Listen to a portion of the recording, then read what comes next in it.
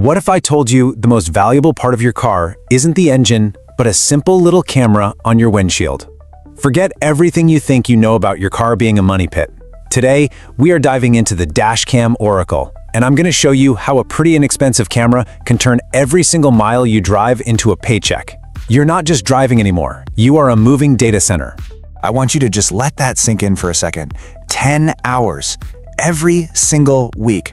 That adds up to over 500 hours a year of your undivided attention just looking at the world, navigating traffic, and you're getting paid exactly zero for it. You know, we hear all the time that attention is the new currency, right? Well, this is maybe the biggest example. It's a massive leak in your personal finances. It's like having a hole in your pocket, with value just spilling out every time you get behind the wheel. But what if? What if you could not only plug that leak, but actually reverse the flow? And listen, I am not talking about becoming a rideshare driver or delivering food. No way. I'm talking about your current commute, the drive to work, the trip to the grocery store, taking the kids to soccer practice. What if that drive could generate enough passive income to cover your car payment, or your insurance, or just your gas? It sounds like something out of a sci-fi movie, I know, but the technology is here right now. Okay, so first, let's just look at the brutal reality of it. For most of us, our car is, financially speaking, one of the worst things we own. I mean, it's pretty much a machine that's literally designed to lose money from the second you drive it off the lot. Let me paint a picture for you. Let's meet two drivers. First, there's Sarah. Sarah drives to work every day. She's paying for gas, she's paying for insurance, for all the wear and tear. Her car is just bleeding capital. Now let's meet Leo. Leo drives the exact same route, but he has a dash cam. And as he drives, that camera is quietly capturing everything: road signs, potholes, traffic patterns. That data gets automatically sold to a mapping network. So instead of his commute costing him money, it's actually helping pay for his car. So you're probably asking, okay, how in the world is Leo doing this? Well, he's tapped into this new and incredibly hungry market called the visual intelligence market. And it turns out that commute you think is so boring, it's basically a gold mine. $8 billion. And get this, that was the size of the autonomous vehicle data market all the way back in 2023. So we're not talking about some little niche hobby here. This is a massive, multi-billion-dollar industry, and it has an insatiable appetite for the one thing you produce every single day: real-world driving data. For an AI to learn how to drive a car better than a human, it needs to see what we see. It needs a gigantic library of real-world examples.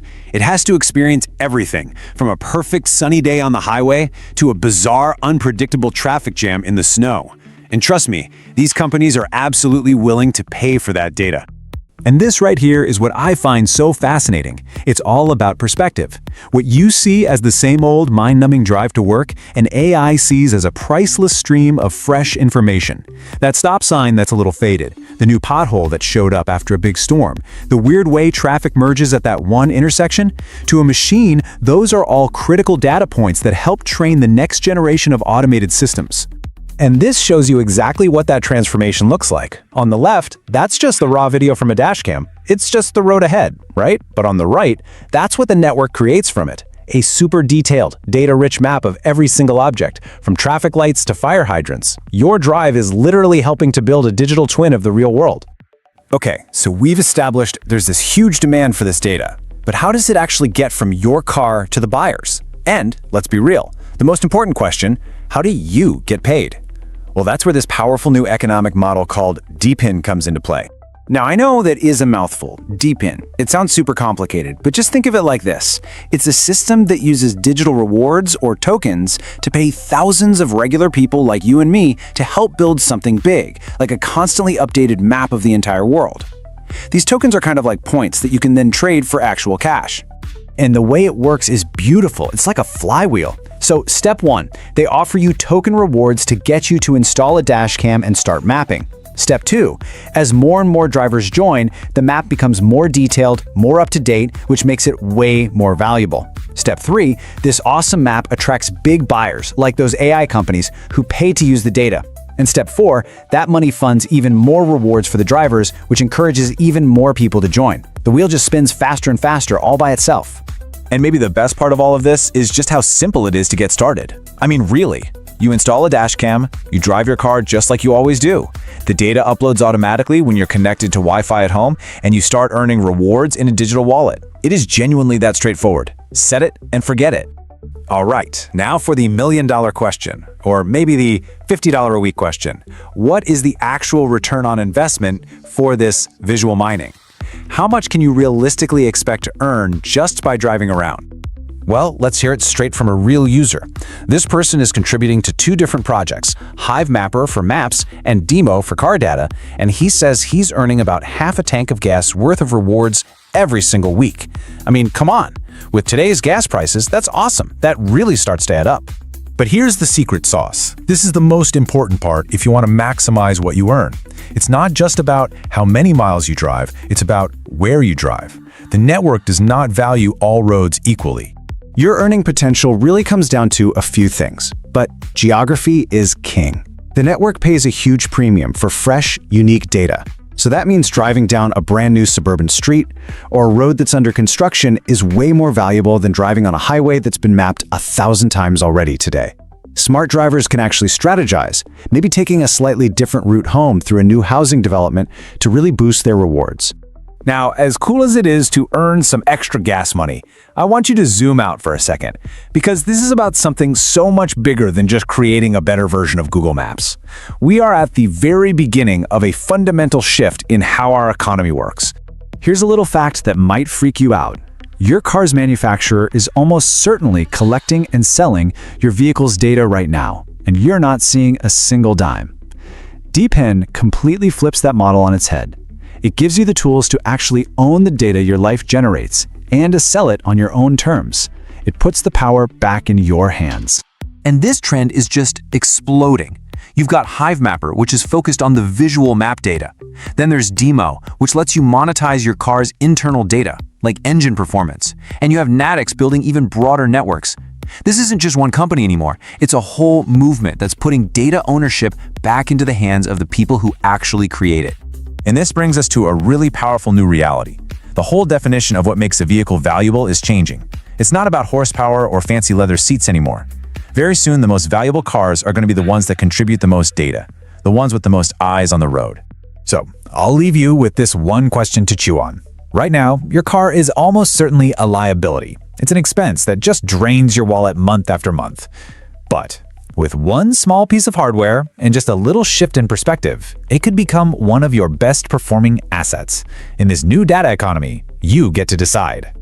Wow, that was something, right? But don't go anywhere, there's more coming, and it's gonna make you think in a whole new way. Quick reminder, if you like learning cool stuff without the fluff, subscribe now. You won't regret it.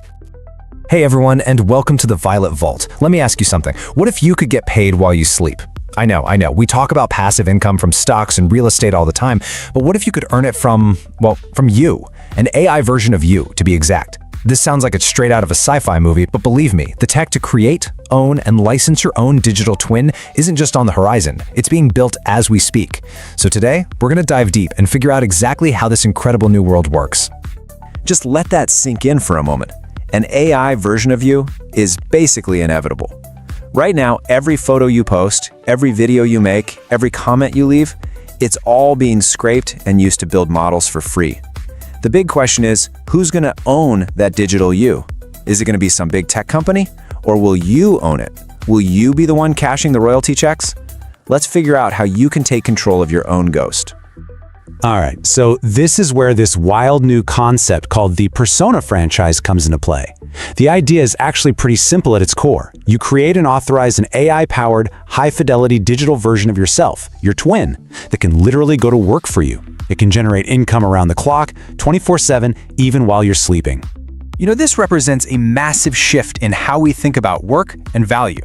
Just a couple of years ago, if you wanted to be in a commercial or a training video, you had to physically show up. You had to be on set. The new model, it completely flips that on its head. It's all about licensing. Your authenticated digital likeness becomes the asset, and the crazy part is, it can be used in hundreds, maybe thousands of projects all at once, and you never even have to leave your house. Okay, so you're probably wondering, how does the money actually work? Well, it breaks down into a pretty simple formula. Your royalty is a combination of a base fee, that's for just getting the license, plus a variable rate that depends on how much your digital twin is actually being used. So imagine this, you wake up, you roll over, you check your phone, and there's a notification that says your likeness was used in 400 videos today. Cha-ching! You just earned a dividend without lifting a finger. That's the kind of sovereign scale we're talking about here. So, this all sounds amazing, right? But, and there's always a but, before you can start licensing out your digital ghost, you have to actually be able to own it. And this is where things get really, really tricky from a legal standpoint. Let's get into the central paradox of trying to copyright a person. Okay, so check this out, because this is the key legal distinction that makes everything possible. Under the law, you can't actually copyright a person. Your identity, your voice, your likeness, in the abstract, those things can't be owned like a patent. But you absolutely can copyright a fixation. Now, a fixation is just a fancy legal term for a specific, tangible expression of you. Think a photograph, a voice recording, or, you guessed it, the actual digital code of an avatar. And that little distinction, that's the loophole that cracks this whole thing wide open. This famous court case with Michael Jordan is the perfect example of just how messy this can get. You see two separate photos here, two completely different fixations of the same guy in an almost identical pose. A court had to step in and decide if Nike's version was so similar that it infringed on the copyright of the original photographer. It just goes to show you, even when you own a specific fixation, the fight over who really controls the underlying idea or likeness can get super complicated. Now, I really want to be clear about this. This isn't some pie-in-the-sky idea for the year 2050. The avatar economy is already here, and honestly, it's growing at an absolutely incredible pace. This is big business today. Just look at this number. Right now, in the US alone, there are roughly 162 million people who are part of the creator economy. That is a gigantic market, constantly on the hunt for new AI tools to make better content faster. Digital twins aren't just a cool gimmick. For this massive group, they're the next logical, powerful step in that evolution. And we're already seeing major celebrities get in on this. For example, the British reality star Katie Price signed a deal, reportedly for 6 figures, to license a digital twin of her younger self, her alter ego Jordan. Now, this isn't just a vanity project. It's a totally new way to extend a brand. She's literally monetizing nostalgia and a specific cultural moment using AI. It's brilliant. So, where's the money actually flowing right now? Well, agencies are already using AI avatars in 4 key areas. First, for creating thousands of personalized sales videos. Second, for generating fake user-generated content for ads that feels authentic. Third, replacing actors in corporate HR and training videos. And fourth, automating social media content for influencers so they can scale up their presence. With all this happening so fast, the most obvious and important question is, how do you protect yourself, right? How do you build the legal and the technical guardrails to make sure that you and only you stay in control of your own digital ghost? Thankfully, professional groups like the Screen Actors Guild are already way ahead on this, and they're setting the ground rules. Basically, they're saying any agreement has to have clear written consent, no burying it in the fine print. It has to be super specific about exactly how your digital replica can be used. And this is so important. Creators need to go back and check their old contracts to make sure they haven't already signed these rights away without even knowing it. Now, this is where the new tech gets really, really cool. Some of the new platforms being built offer something they call a kill switch, and it's exactly what it sounds like. It's the power to instantly, with one flick of a switch, revoke all access to your digital likeness everywhere. No lawyers, no negotiations. This is a complete game changer because it puts all the power right back into the hands of the creator in real time. The technology that makes all of this control possible is called tokenized IP. Don't let the fancy name scare you. In simple terms, it just means converting your intellectual property rights into a unique digital token that lives on a blockchain. Think of it like a digital deed to a house or the pink slip for your car. It's a publicly verifiable, easily transferable proof of ownership. So, how does this all come together in the real world? This isn't just a bunch of theories. Companies are out there right now, laying the bricks and building the actual blueprint for how you'll create, manage, and monetize your digital twin. I mean, just look at this roadmap from a company called Do House. They're planning to have an ownership layer on the blockchain by late 2025. Then, just a few months later in early 2026, a full marketplace with a royalty engine goes live. And right after that, developer tools and an actual exchange for trading these assets. This isn't 10 years away, folks. This is happening really, really fast. So the end goal, the whole shebang, is to create what's being called a secure identity node. Think of it as your personal digital vault. From here, you mint your AI twin as an NFT to prove you own it. You set the licensing terms. You automate the royalty payments straight to your wallet. And you can deploy your twin 24/7 across any platform, all while preventing anyone from using it without your permission, because everything is verified on the blockchain. And really, that brings us to the final, most important question. The technology is here. The business models are forming. The legal rules are being written as we speak. So the only thing left to decide is what role you're going to play in all of this. Are you going to take ownership and turn your digital twin into your biggest financial asset?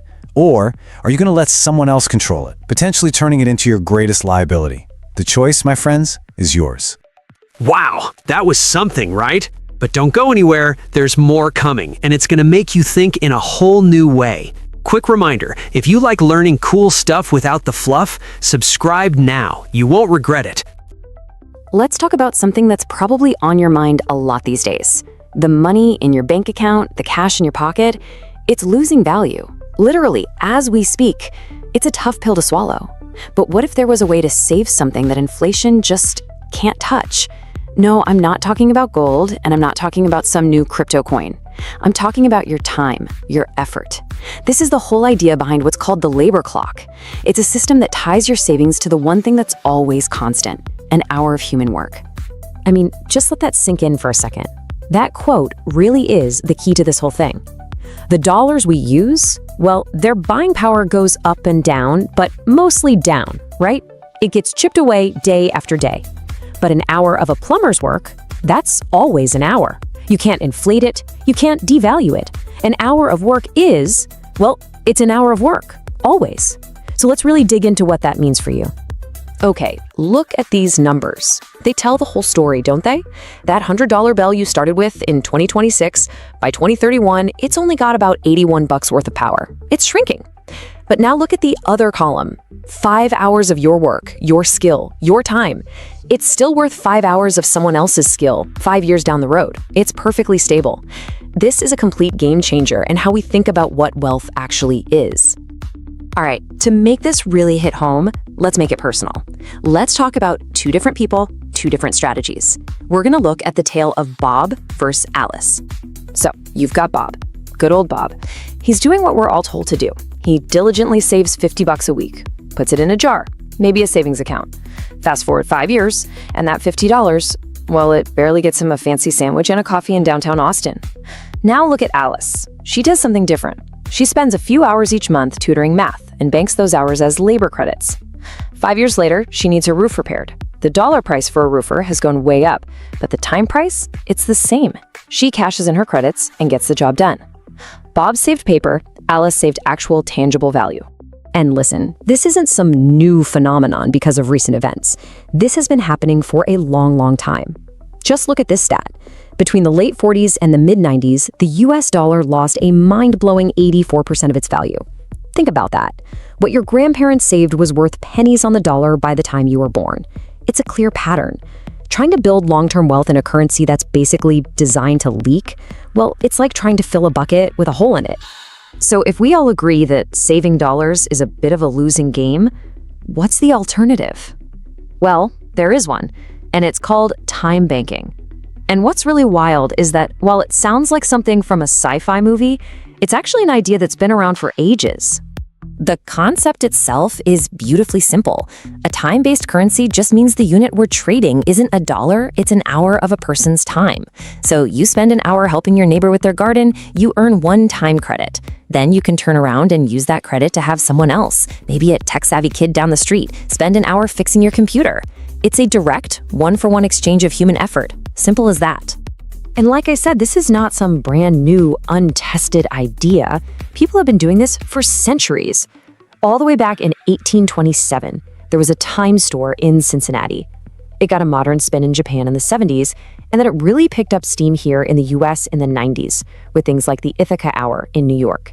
And finally, a guy named Dr. Edgar Can really formalized it all with timebanks.org. So this system has been tried, tested, and proven for almost 200 years. Okay, so you get the history, you get the basic concept, but how does it actually work day to day? What are the rules? Well, it's all built on a really powerful philosophy, which can be summed up in 5 core values. First, let's talk about the money itself, the time credit. 1 hour of your work equals 1 time credit, period. Since it's tied to time, inflation can't touch it. It also doesn't earn interest, which is a smart move because it encourages people to use the credits, not just hoard them. And best of all, they never expire. The hour you earn today is just as valuable 10 years from now. It's an honest-to-goodness, stable way to save. And this whole system operates on 5 foundational beliefs. And honestly, this is where it gets really beautiful. It starts with the idea that every single one of us is an asset. We all have a skill, something valuable to give. It also redefines work to include all the stuff that makes life worth living, caring for others, building community, things the market usually ignores. It's built on reciprocity, a genuine we're in this together spirit. And all of that helps reweave the very fabric of our communities. And at the heart of it all is respect. The simple, profound idea that every person's hour is worth the same. So what are we actually talking about here? What kind of work gets traded? Well, it's all the stuff that makes a neighborhood a community. It's things like helping a neighbor plant tomatoes, fixing a running toilet, giving someone a ride to a doctor's appointment, walking their dog, tutoring a kid, or even just sitting and having a conversation with an elderly neighbor who's lonely. These are the things that build real connection, the things that cash often can't buy. All right, let's fast forward a bit. How does this old idea fit into our super connected modern world? What does this look like in the near future? Well, it actually fits perfectly. There's this huge shift happening right now toward hyper-local economies. I mean, we've all seen how shaky global supply chains can get, right? So people are realizing how important it is to build strong, resilient communities right where they live. And time banking is the perfect tool for that. It's literally a system for connecting local needs with local talents, making your own town stronger from the inside out. Okay, but I know what you're thinking. It's the big question everybody asks. Wait a minute. If an hour from a brain surgeon is worth the same as an hour from a dog walker, why would anyone go through all the stress and debt to become a brain surgeon? And you know what?